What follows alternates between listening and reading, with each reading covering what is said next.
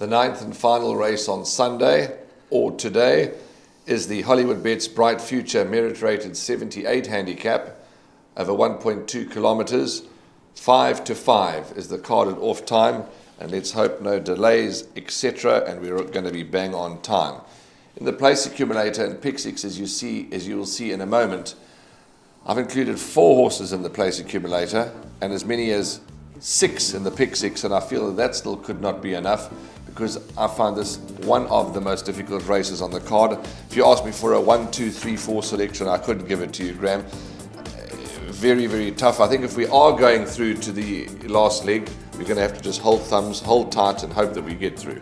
Very, very tough end to the day. I've also included 4 in the place accumulator and 7 in the pick six, but in the second jackpot I've included the field off the back of the 2 bankers, Baby Shoes and Hawker Typhoon. It's a very, very, very tough race. My each way selection would be number 4, Quant Master.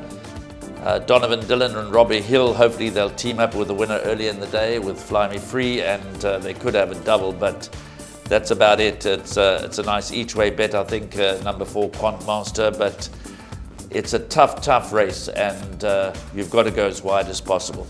Let me ask you this question, just to continue with this preview. Would you be surprised if the 2 recent maiden winners, 8 Bernie's Dream and 10 Candyman, were to win again?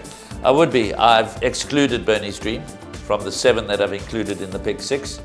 I wasn't impressed enough with his maiden win. I don't think beating Alma Mater, albeit by 4.5 lengths, is enough. But that being said, he is the favourite, albeit at 5 to 1. They're betting 5 to 1 the field. Favourite along with Candyman. So the 2 race and maiden winners are in fact top of the boards, and that could offer value elsewhere. I think horses like Mashari comes into the race with a big chance.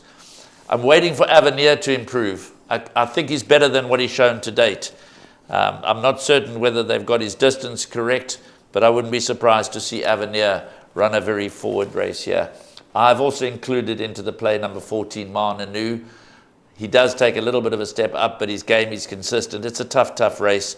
Horses like Iron Tail, Brass Bell. Kingston Rock, on his very best form, would probably rate the one to beat.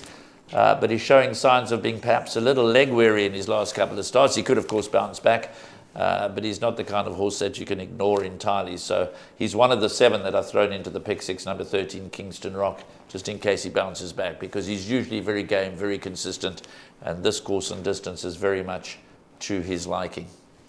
Well, that's the last race, a tough event to bring the curtain down on proceedings, and Graham's got one more. One more to mention, I think, that we have to mention is number 11, Green Light to Heaven. Last time out raced over 1,750 metres behind Native Tongue, and that was in a graduation race, and I think that was simply too far for number 11, Green Light to Heaven.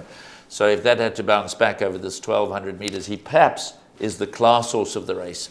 So again, you can't leave number 11, Green Light to Heaven, out of the play. He's relatively easy to back at 10 to 1 in the early stages, in the early exchanges, but he's definitely worth a mention.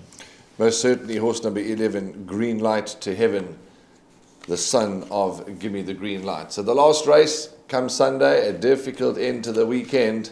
Very, very difficult. You'll see in our perms, we've loaded up, and let's just hope, as I said at the top of the preview, that if we're lucky enough to be standing going into the last leg, let's hope we make it through.